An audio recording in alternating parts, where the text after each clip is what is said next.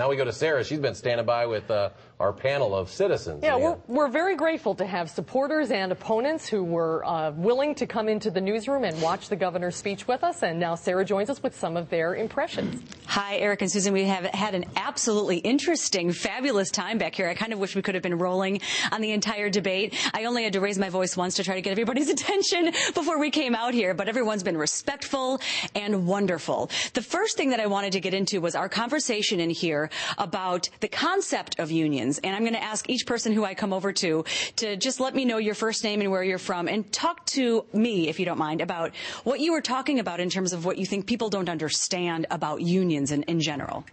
I'm Vicki. I'm from Poynette, Wisconsin. I'm an RN at Central Wisconsin Center. I'm a state worker.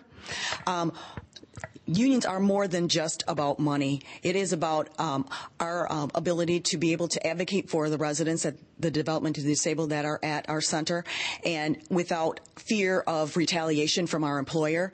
And the unions are able to, like I said, help us out so that we can concentrate on doing our work and doing the best we can for those residents.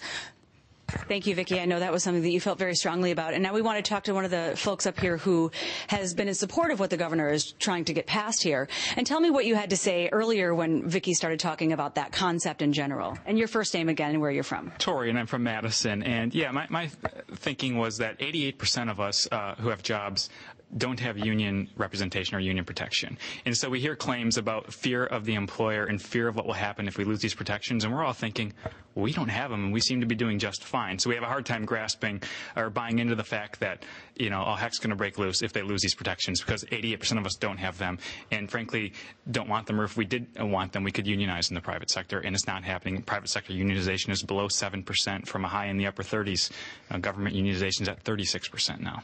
Well, I appreciate, again, you debating so politely over this. Another thing we talked about, and the whole group seemed to agree, there's a lot more to this than just education, although we do have teachers in here. And I wanted to talk a little bit about something that's been coming up a lot lately about test scores and things perhaps changing. If you could just talk to me a little bit about what else this means to teachers around here, and your first name and where you're from, too, please. I'm Mary, and I'm from Mount Horeb. And one of the things that I think is important to look at is what collective bargaining does to the quality of education. And when we look at states that don't have collective bargaining, we see that their ACT and SAT scores are significantly low. They're in the bottom, I believe there's no state that's higher than 40th ranked in that area. And so teachers collectively bargain not only for their own rights, but for also those of children. All right. Thank you so much, Mary, and thank you all so much for coming. We're running out of time, and I'll toss it back to Eric and Susan now.